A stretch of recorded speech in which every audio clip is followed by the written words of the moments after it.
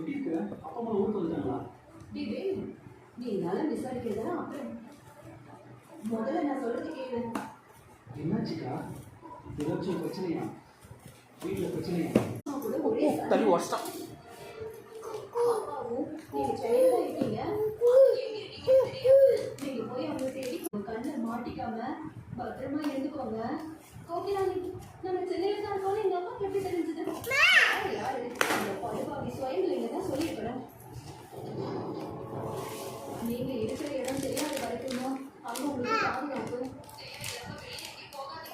பத்திரமா இருந்துக்கோங்க. இதை சொல்லதான் போன் போட்டேன். இப்போ நம்ம வீட்டுக்கு வெளியில தான் இருக்கேன். யாருக்காவது விழுந்தா ரொம்ப சிக்கலா போயிடும். ஜாக்கிரதையா இருந்துக்கோங்க.